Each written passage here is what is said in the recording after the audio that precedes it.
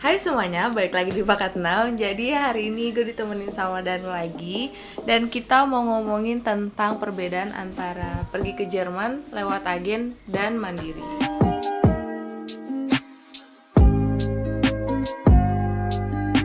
Nah, jadi alasannya ada Danu di sini adalah karena dia ini pergi ke Jermannya lewat agen. Enggak.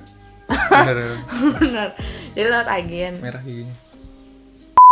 Dan kalau gue sendiri itu waktu itu lewat mandiri, jadi lewat jalur mandiri, jadi nggak pakai agen. Nah, hal-hal yang akan kita bahas hari ini tuh antara lain dari biaya, terus lama prosesnya, lalu pro dan kontranya. Ya. Betul? Jadi intinya membandingkan proses kuliah ke Jerman lewat agen dan mandiri. Gitu. Betul. Menurut pengalaman pribadi lagi kan? Karena menurut pengalaman pribadi. Iya. Jadi langsung kita mulai aja. Tadi dulu disclaimer, tapi jangan dibuat sama rata gitu. Artinya ini kan pengalaman pribadi gue ya. Kalau misalkan ada teman-teman yang ngalamin hal yang beda, ya memang nggak bisa disamain gitu. Makanya dari awal gue bilang ini nggak bisa dipukul rata buat semuanya, termasuk juga yang mandiri gitu. Karena ini pengalaman pribadi. Betul. Bisa jadi konstelasinya berbeda gitu dulu sama sekarang, atau mungkin kayak gitu-gitu lah, maksudnya situasi eksternalnya ya, kayak tolong, ada yang bantu atau apa ya, gitu-gitu. jadi tolong dimaknai sebagai sebuah perspektif aja gitu, jangan dibikin jadi patokan. Jadi langsung kita mulai aja. Yang pertama adalah biaya Yang hewan-hewan buaya. Jadi yang aku catat di sini tuh les bahasa, terus translate dokumen, sama urusan birokrasi kayak visa segala macam. Nah, les bahasa waktu itu lewat Goethe Institute. Jadi ini gue sempet cari biaya terkini dari Goethe Institute. Jadi untuk student college kan macam-macam ya persyaratannya, ada yang minta B1, B2. ada yang minta B2. Betul. Nah, ini gue nyatet yang dari A1 sampai B1 itu biayanya total 19,8 juta. Itu Intensif. Ini yang intensif. Okay. Jadi yang 3 kali seminggu itu yang aku lakuin dulu. Sekali datang berapa jam? Sekali datang 3 jam. Kalau aku Per hari 3 jam. Ya, aku waktu itu dari jam 6 sore sampai jam 9 tuh kan habis sekolah. Jadi waktu itu Senin, Rabu, Jumat. Nah, bedanya kalau zaman dulu itu satu kurs kayak A11 itu 3 bulan. Nah, tapi yang sekarang ini ternyata mereka cuman 1,5 bulan. Jadi lebih cepat, makanya dia bisa dari A1 ke B1 itu dalam waktu 9,75 bulan. Tapi itu bukannya super intensif ya? Kalau nggak salah ada lagi yang super intensif. Iya, super intensif itu yang setiap hari. Ya, soalnya ada orang yang lulus SMA baru belajar gitu. Kalau ibu ini kan selama SMA dia belajar gitu. Nah, ada orang yang nunggu lulus SMA terus dia masuk super intensif. Jadi istilahnya teman-teman yang lain di persiapan SNMPTN atau segala macam, kalau dia setiap hari ke Goethe buat belajar bahasa Jerman gitu. Betul, super intensif itu setiap hari, dan dia tuh per 1,5 bulan itu langsung naiknya satu stufa. Jadi dari A1 langsung ke A2. Kalau intensif kan 1,5 bulan A1 A1 2 gitu, benar. Dan biayanya tentu lebih mahal lagi. Kalau yang super? Ya, yang super intensif. Tapi enaknya dia cepat. Terus translate dokumen pakai penerjemah tersumpah itu listnya banyak banget di Jakarta, Jabodetabek ada sih. Iya, kayak tinggal cari aja kok penerjemah tersumpah. Kadang langsung official dari kedutaannya. Kedutaan Jerman juga ada. Iya, kayak gitu-gitu. Dan sebenarnya nggak terlalu mahal aku tadi lihat per dokumen kayak A4 gitu, satu A4 dia 300.000 apa. Jadi tergantung persyaratan apa aja yang kalian butuhin buat apply visa nanti. Jadi kira-kira sekitar 2 juta kali ya. Soalnya waktu itu aku kan tahun berapa ya? 2011. Itu kayak 1, berapa gitu. Itu udah macam-macam, udah rapot, ijazah, akta kelahiran dan segala macamnya. Rapotnya kan juga pas SMA yang kelas 3 kalau nggak salah. Iya, betul. Semester 1-2 itu juga harus disertakan. Terus ijazah UN segala macam. Jadi kayak nanti tuh ada satu bundel gitu. Rapot kelas 3 semester 1-2, SKHUN kalau nggak salah, terus ijazah. Nah, itu di satu bundel. Ya.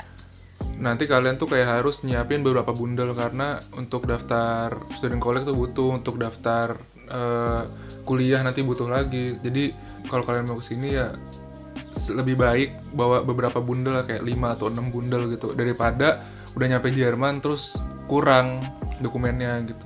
Malah ribet lagi. Iya, sebenarnya bisa juga sih di sini. Di Cuman Berlin tuh ada penerjemah tersumpah di KBRI. Nah, itu bisa juga sih di sini. Cuman kan alangkah lebih baiknya kalau persiapannya tuh di Indo. Jadi nyampe sini udah tinggal fokus yang lain-lain gitu. Terus yang terakhir itu visa dan urusan birokrasi. Jadi aku tadi sempat baca di website kedutaan Jerman itu kalau nggak salah biayanya kurang lebih 60 euro. Nah jadi tergantung kursnya hari itu berapa. Jadi bisa 800.000, bisa 900.000. Itu visa entry doang ya? Visa studi. Jadi untuk melengkapi persyaratan daftar visa, kalian harus punya spare konto kayak blog account gitu. Harus dibuka dan diisi 10.000 kayaknya atau 8.000 lah, nggak tahu sekarang berapa. Itu disertakan ketika bikin visa. Jadi udah harus ada tempat tinggal sama blog account tadi. Gitu. Sebagai jaminan kalau misalnya kalian tuh nanti di sini ada uangnya, jadi nggak lontang-lantung dan segala macamnya. Jadi yang perlu dipahami istilahnya kalian tuh dipaksa nabung gitu loh. Jadi uangnya nggak hilang. Sebenarnya kalian dipaksa buka rekening dan dipaksa nabung sejumlah sekian untuk jaminan di Jerman. Terus pertanyaan yang sering muncul, terus ntar gimana duitnya kalau udah ke Jerman? Ya bisa dipakai, itu kan duit kalian gitu. Duit lo juga. Tapi istilahnya lo dipaksa nabung gitu. Duitnya duit lo, mau lo pakai boleh, nggak dipakai juga nggak apa-apa. Ya, jadi dari pihak Jermannya sendiri, dari kantor imigrasi itu kan kita punya uang jaminan kayak misalnya ambillah 10.000 gitu ya buat kita selama di sini dan itu dapat visa selama setahun. Nah nanti mereka tuh aturannya kayak at least lu punya sekitar 700 atau 800 euro per bulan selama setahun. Jadi nanti kalian tuh istilahnya bisa ngambil dari bank itu dengan nominal yang dibatasi kayak 800 per bulan gitu. Jadi intinya sebenarnya mereka harus tahu kalau kalian tuh nggak bakal kesusahan di sini. Udah jadi gimana biaya di agen? Gimana ya? Mending cari-cari aja langsung ke agennya gitu ya. Berapa biaya segala macamnya. Gue nggak mau bilang takutnya nanti orang langsung mikir wah ini mahal banget. Jadi orang nggak mau ke situ, ngerti nggak? Ya biar jadi misteri gitu. Cuman yang jelas kalian harus bayar untuk belajar bahasa itu sudah pasti ya. Terus karena urusan administrasi itu diurusin, artinya kalian juga harus bayar uang administrasi tersebut, pengurusan itulah. Yang mana mungkin bisa jadi lebih mahal ketimbang kalian ngurus sendiri gitu. Bisa jadi, saya bilang ya, gue tahu gue gimana. Cuman bisa jadi lebih mahal. Tapi kalian nggak harus bolak-balik ngurusin ini itu gitu. Jadi udah dikerjain lah semuanya. Kalau misalnya perbandingan nih kan tadi aku bikin kan les bahasa anggaplah 20 juta. Terus translate dokumen 2 juta jadi 22. Terus urus visa 60 euro sejuta jadi sekitar 23 juta gitulah untuk urusan bahasa, birokrasi sama translate dokumen. Nah kalau agen itu lebih mahal dari itu nggak? Di atas itu sih. Di atas itu. Di atas itu. Di luar blog account ya. Kayak pure itunya aja berarti di atas itu. Ya karena kan diurusin juga ya jadi agak make sense. Kalau di agen itu biasanya ada tambahan lagi. Jadi kalau misalkan bayar lebih mahal itu make sense juga karena di Gute tuh nggak ada persiapan matematika. Nah di agen tuh biasanya dikasih persiapan matematika yang udah pakai bahasa Jerman. Jadi dari awal di Indonesia tuh kadang udah diperkenalkan sedikit-sedikit kata-kata atau istilah-istilah matematika dalam bahasa Jerman. Dulu guru aku dari Jerman. Nah itu yang diajarin itu kan kayaknya buat Aufnahmeprüfung ya untuk tes masuk student college. Nah itu yang diajarin apa aja? Yang diajarin matematika dasar sih, maksudnya apa ya, kayak operasi pecahan, terus pangkat-pangkatan gitu, terus fungsi, dan itu pakai bahasa Jerman. Jadi segitulah kurang lebih levelnya, nggak ada yang kalkulus gitu loh, nggak nyampe situ lah, itu kejauhan banget. Cuman intinya ada tambahan matematika gitu. Jadi ya kalau lebih mahal ya kalian juga dapat sesuatu yang lebih yang nggak didapetin sama teman-teman yang berangkat sendiri gitu. Tapi bukan berarti yang berangkat sendiri nggak bisa belajar gitu. Soalnya ada kamus segala macam kan bisa juga diusahain gitu maksudnya. Oh ya sama ada beberapa agen yang dia bisa mengundang pihak student college untuk mengadakan ujian di Jakarta atau di Indonesia gitu. Nah itu ada lagi tambahan biaya, jelas lebih mahal ujung-ujungnya. Terus dari waktu, sekarang poin kedua adalah waktu. Nah kalau di Guta tadi aku bilang kan kalau misalnya intensif itu 9,75 bulan itu dari A1 ke B1. Kalau super intensif dia jadi totalnya setengah dari itu, 4 bulan udah bisa sampai B1. Terus abis itu harus sertifikat Dutch. Itu cuma sehari sih tesnya gitu, tapi karena dia nggak ada setiap hari gitu, kadang beberapa bulan sekali, jadi benar-benar harus diperhatiin biar tepat waktunya sama nanti apply ke kampusnya gitu. Jadi jangan sampai telat. Kalau misalnya telat kan nggak enak nunggu pembukaan semester selanjutnya kan. Jadi lama. Terus ngurus-ngurus dokumen sebenarnya kalau lancar ya sebulan lah kalian taruh waktu, karena nggak enaknya kalau misalnya ngurus sendiri tuh kadang sebuah kebalik, harus kayak ini salah itu lagi, terus penerima tersumpah nyari di sini, terus buat ngurus paspor segala macam kayak gitu-gitu. Jadi benar-benar harus ekstra waktu dan ekstra tenaga. Terus kan urusan birokrasi di sini kan di Indo kadang lama gitu, atau kadang suka nggak jelas waktunya. Apalagi zaman dulu waktu itu aku belum ada yang kayak sekarang tertib gitu birokrasinya. Jadi dulu benar-benar yang gitulah nunggu-nungguan, terus seharian kalau ngurus satu dokumen gitu, jadi makan waktu banget dan makan tenaga. Nah kalau misalnya agen gimana? Waktu ya? Waktu Sebenarnya ada juga sih waktu untuk ngurus dokumen segala macam, fair-fairan aja gitu. Artinya bukan berarti kalau pakai agen sehari beres itu, enggak. Cuman karena ada orang yang ngurusin, si calon mahasiswa ini bisa fokus untuk belajar aja gitu, fokus untuk persiapan tes masuk student collect. Beberapa kali gitu dipanggil untuk mungkin nyerahin dokumen, terus untuk tanda tangan ini, tanda tangan itu, dijelasin kayak gitu-gitunya ada juga. Cuman gak bakal memakan waktu lebih banyak ketimbang ngurus sendiri gitu. Iya, karena nggak harus bolak-balik, nggak harus Ada yang keluar ngurusin. tenaga lah. Kalau belajar bahasa itu kalau nggak salah dulu tuh mulainya bulan Mei sih sampai bulan Oktober gitu kalau nggak salah. Nah itu belajar bahasa full. Jadi di agen gue dulu tiap hari dari jam 9, jam 8 gitu sampai sore. Terus menjelang akhir tahun itu ada kayak persiapan untuk Afnama Profum buat tes masuk student collect. Terus bulan-bulan akhir tahun lah, November Desember gitu kalau nggak salah, itu banyak tes masuk student college di Indonesia gitu. Jadi ya totalnya 7 bulan gitu. Dan itu biasanya setelah lulus SMA ya. Iya, dan 7 bulan tuh biasanya tahun depannya udah pasti berangkat. Terus poin yang ketiga aku tulis di sini adalah risiko. Jadi risiko dari masing-masing pilihan. Ini lagi-lagi subjektif ya menurutku. Jadi Pengalaman pribadi ya. Pengalaman pribadi. Jadi seperti yang Nanu bilang tidak bisa disamaratakan. Jadi di sini aku nulis 2 poin. 1, ke Jerman tanpa stud call. Karena itu resiko yang menurut aku bisa berefek panjang. Karena aku kenal beberapa orang, mereka ke Jerman tuh tanpa stud call dan rada susah dapat stud call. Jadi harus tes sana sini, dan tesnya kan nggak bisa, misalnya kamu mau tes 10 biji nih, 10 tempat, tapi kalau misalnya 3 ada yang barengan kan, jadi kamu nggak bisa ngikut semuanya. Betul. Jadi kesempatannya kecil. Terus kalau misalnya nggak lulus harus nunggu lagi untuk semester selanjutnya dan lain sebagainya, dan itu makan waktu yang cukup lama. Terus yang kedua itu urusan birokrasinya gitu sih, kayak misalnya cari rumah. Waktu itu kan aku ada yang bantuin, ada saudara yang bantuin, jadi dia urusin kewalian, terus rumah kan akhirnya aku numpang dia dulu. Sudah gitu. alamat gue bisa di tempat dia. Betul. Nah kalau misalnya sendiri ya itu harus nyari rumah sendiri, terus visa juga. Nah visa juga bisa ditolak. Jadi aku Kalau sendiri? Iya. Jadi waktu itu aku tes sertifikat Dutch itu bareng satu orang. Aku kenalan pas lagi tes itu. Terus dia itu mau ke Jerman juga kan. Dia mau kuliah. Terus apply visanya mepet-mepet lah, hampir bareng sama aku. Entah kenapa dia nggak keterima visanya. Jadi ada misteri, ada resiko bahwa visa tuh bisa nggak keterima. Kalau misalnya agen? Resiko agen nggak ada sih sebenarnya.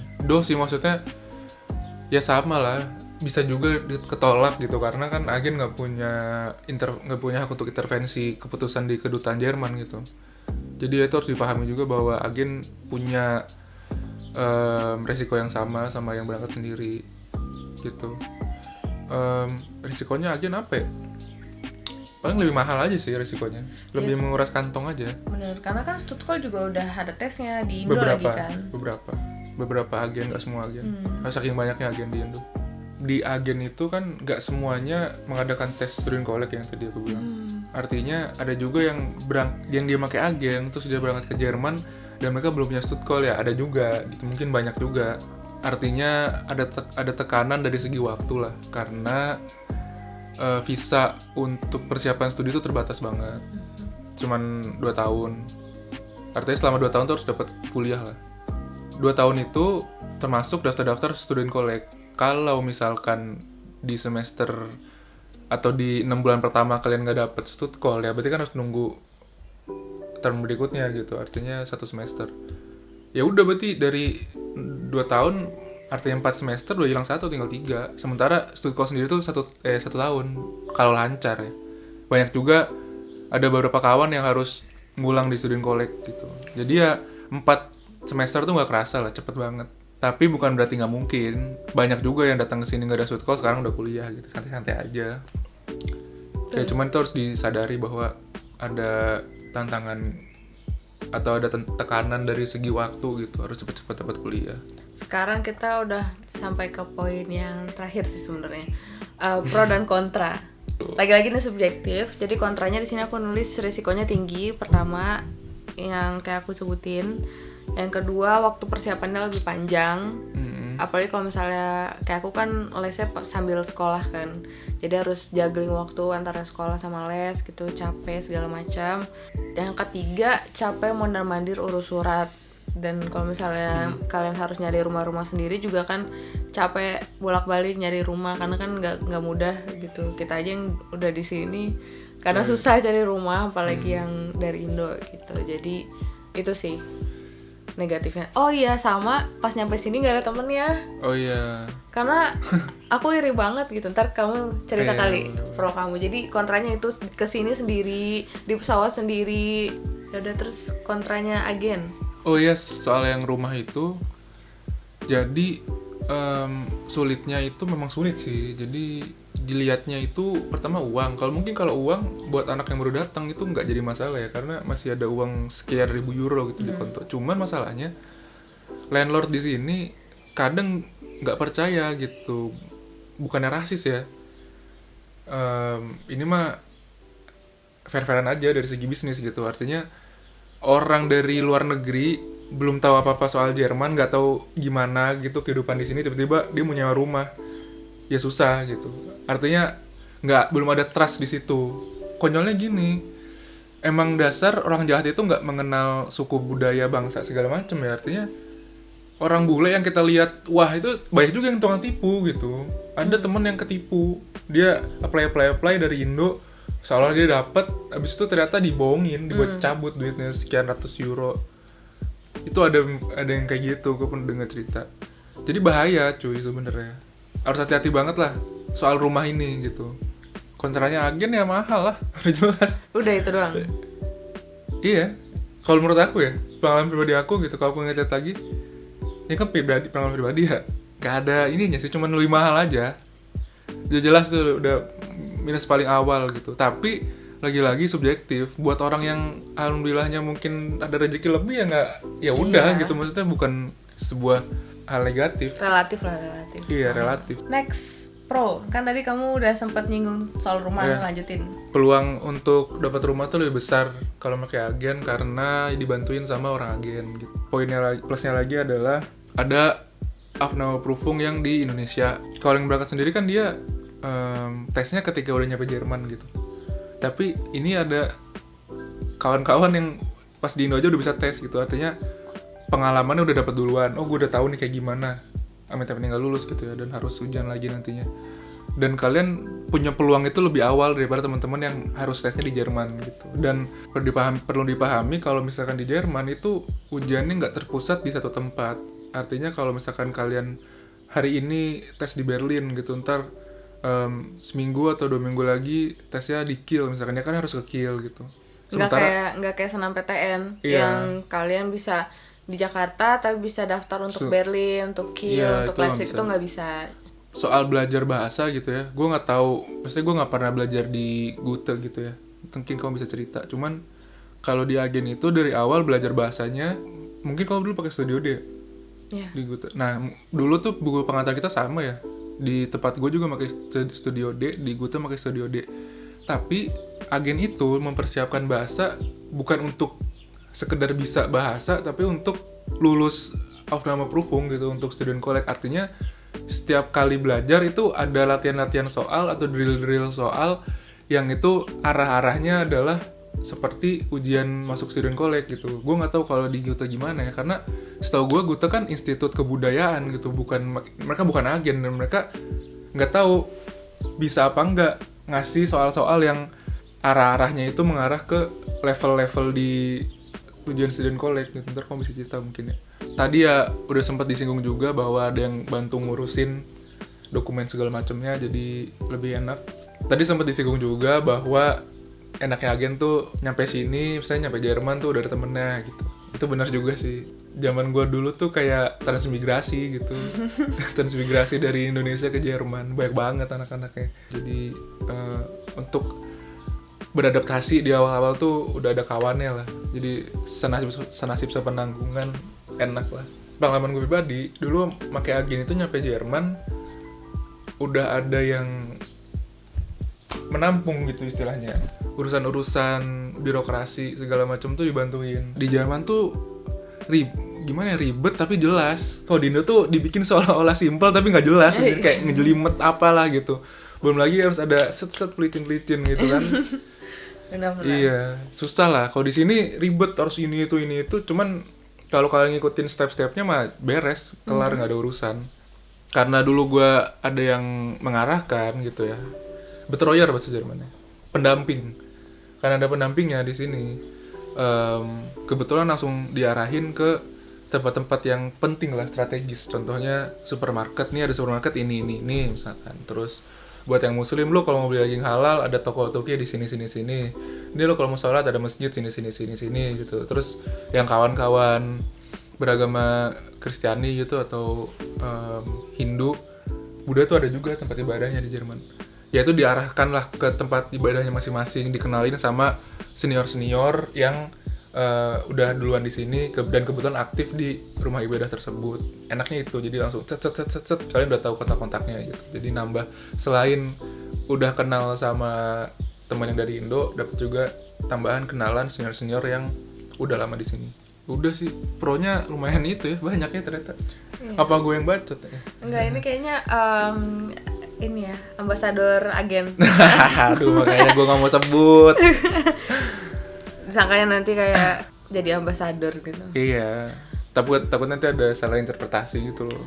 Kalau aku waktu itu pas di Goethe, aku nggak tahu sih niat dia tuh buat kita ANP atau enggak. Karena kan yang kursus itu macam-macam ya, ada yang pengen kerja, ada yang pengen S2 atau segala macam. Pengen belajar doang. Betul, kayak gitu. Tapi setelah B1 kalau nggak salah atau A2 ya, terus gurunya udah full Jerman. Dia ada yang native, ada yang dia memang udah lama banget di Jerman gitu, terus pindah ke Indo untuk ngajar, ada juga yang kayak gitu.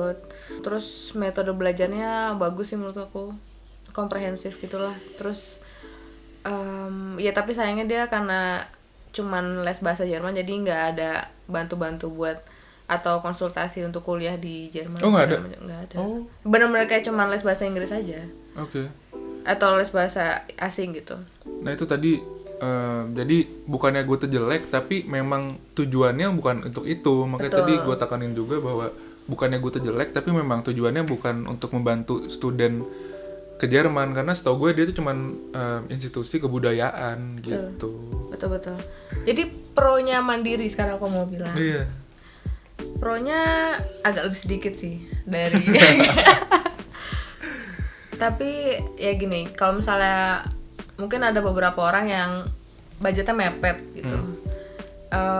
Ya jelas mandiri jatuhnya lebih murah, tapi ya itu murah tapi ada hal lagi yang Betul. harus dibayar gitu. Ada Misalnya, kompensasinya lah. ya untuk tenaga sama risiko, tapi jauh lebih murah. Terus yang kedua, lebih cepat belajar mandiri karena kan udah ngurus sendiri birokrasi, sistem birokrasi. Jadi pas nyampe Jerman ketemu birokrasi gitu nggak kaget gitu, karena kayak dari pas ngurus visa itu nggak boleh diantar sama siapa-siapa, jadi sendiri, benar-benar masuk kedutaan besarnya, terus ngantri, ngurus ini itu segala macam itu sendiri. Kan dulu aku anak rumahan kan, kayak nggak pernah pisah dari ibu, tiba-tiba harus ngurus sendiri, terus rasanya kayak deg-degan, kayak aduh keringet dingin, udah gitu foto aku salah lagi. Jadi Nggak kalau biometris. jadi kalau misalnya kalian mau ngurus visa ke Jerman, jangan foto di toko-toko foto yang di pinggir jalan yang nggak jelas, yang nggak ada sertifikasinya, Cung. Jadi aku Oh ya. kan foto di daerah Cipayung gitu. Terus Ya kan kayak nggak tahu gitu kali standarisasi foto untuk visa gitu. Jadi asal jepret bae aja. Untung waktu itu asal ada go brand. Terus untungnya waktu itu dapat CD. Jadi kan untuk ngurus visa kan harus ada termin.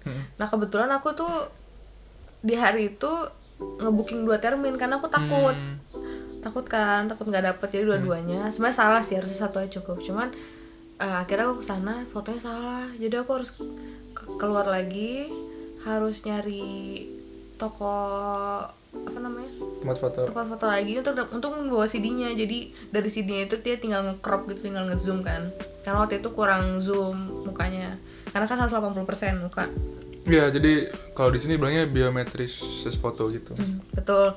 Nah terus itu harus nyari-nyari lagi, udah gitu ya udah kamu kan ada booking termin lagi jam 12 gitu, ya udah nanti jam 12 kamu kesini nyerahin fotonya. Ya Allah, kalau misalnya itu aku salah, aku nggak diterima visanya, coba bayangin. Iya dong. Itu stresnya, Amsyong. tapi jadi lebih cepat mandiri dan lebih cepat bisa merasakan perihnya dan susahnya kehidupan di Jerman ini gitu menurutku. Itu sih untuk pendewasaan diri aja kali, karena apa-apa harus ngurus sendiri, ribet kayak gitu. Jadi ketika udah nyampe sini tuh lebih serius gitu, karena udah ngerasain gue udah kesana kesini, udah capek les berbulan-bulan. Terus kalau misalnya nyampe Jerman gak jelas kan sedih gitu, udah gitu tes Aufnahmenya juga di sini kan, deg-degannya takut nggak diterima segala macam kayak gitu sih.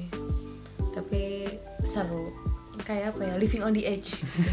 Kalau misalnya tipe-tipe yang aku suka petualangan, nah silahkanlah mandiri. Kalau aku pribadi sih, selama kalian punya biayanya, punya uangnya, mampu untuk ikut agen, mungkin aku lebih menyarankan agen sih. Kalau misalnya memang bingung banget mau ngapain, gak tahu step awalnya apa gitu, walaupun sebenarnya kalian kalau misalnya niat bisa cari-cari di Google, atau kayaknya udah banyak sih yang cerita-cerita tentang pengalaman ngurusin dokumen segala macam untuk pergi ke Jerman. Cuman kalau misalnya kalian emang ada uangnya mungkin, atau emang gak ada waktu, karena kan les kalau misalnya nggak pakai agen kan lama atau apa segala macam, ya bisa lah dipikirin pakai agen. Cuman kalau misalnya emang pengen banget ke Jerman, cuman budgetnya mepet, ya udah kalian ya mau gimana gitu. Sama saya mau dapat semuanya kan nggak mungkin gitu ya. Jadi ada harga, ada jasa gitu. Kayak ada yang pengen banget buat pergi ke Jerman, sebenarnya infonya tuh semuanya kalian bisa dapat di website. Di website kedutaan Jerman ditulisin rinci persyaratannya apa aja. Penerjemah tersumpah juga udah ada. Tadi aku nyari-nyari tentang budget penerjemah tersumpah, les bahasa Jerman tuh semuanya ada. Dijelasin juga berapa lama, biayanya berapa, kayak gitu. Itu sebenarnya semuanya ada gitu. Misalnya kalian harus tinggal cari aja, googling gitu, karena banyak banget yang cerita juga tentang pengalamannya. Tadi aku juga nemu kayak blog orang-orang yang udah ngurusin dokumen-dokumen buat ke Jerman kayak gitu-gitu. Jadi kalian sebenarnya bisa dapetin info itu semua dengan searching. Jadi kita tuh di sini bukan yang apa ya, lagi-lagi itu cuma berbagi pengalaman aja sebenarnya jatuhnya. Betul. Kalau misalnya data-data yang pastinya kalian harus cek ke masing-masing website yang tersedia gitu, kayak kedutaan besar. Nanti mungkin aku kasih link di bawah ini. Terus agen-agen juga bisa langsung tanya-tanya, konsultasi. Cari sendiri ya. harus cari-cari info, rajin gitu. Terus segala macam informasi sekarang banyak lah di Google gitu. Masa ya gak ada gitu. Jadi harus semangat aja sih. Pesan-pesan untuk yang mau kuliah di Jerman. Iya, yang mau ke Jerman itu kalau kesini buat gengsi jangan sih, karena mau kuliah di mana juga sama aja gitu. Jadi niatin untuk belajar lah, pertama itu udah pasti ya, untuk belajar. Jadi artinya kalau niatin untuk belajar mau dimanapun, insya Allah kalian bakal serius gitu. Dan gua dulu kenapa pakai agen ya, memang mungkin masih kurang info, dan kebetulan infonya itu dapat dari saudara yang pakai agen juga. Jadi ya gitulah, maksudnya lewat situ jalannya. Nah, Ibu Mega mungkin jalannya yang lain gitu. Perspektif udah kita kasih, terakhir tinggal gimana kalian menyesuaikannya dengan kondisi masing-masing. Make agen nggak selalu baik, dan berangkat sendiri nggak selalu buruk. Ada plus minus segala macamnya, tergantung, itu relatif, karena ini juga tahunnya sudah berbeda jauh, kondisi kita berbeda jauh, kondisi negara berbeda jauh, kondisi Jerman berbeda jauh, semuanya berbeda, semuanya dinamis, artinya harus mengaktualisasi info secara mandiri. Makanya tadi dibilang harus buka sendiri, nyari sendiri, googling apa segala macem, biar infonya selalu aktual. Ya, jadi kayaknya segitu dulu perjumpaan kita kali ini. Segitu dulu informasi yang mau kita sampaikan. Semoga bermanfaat. Sekali lagi, ini cuma perspektif dan pengalaman pribadi, tidak bisa digeneralisasi, tidak bisa dibikin sebuah tolak ukur yang mutlak gitu.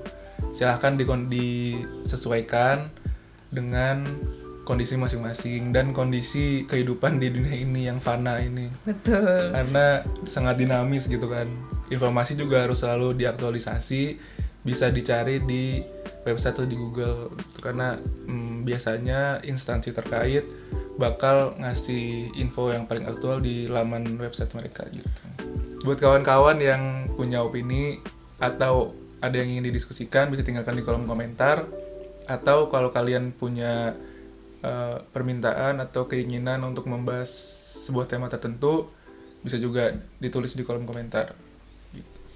Oke, jadi sampai sini dulu perjumpaan kita kali ini. Makasih banyak udah nonton sampai sini, dan sampai jumpa di video-video selanjutnya. Dadah.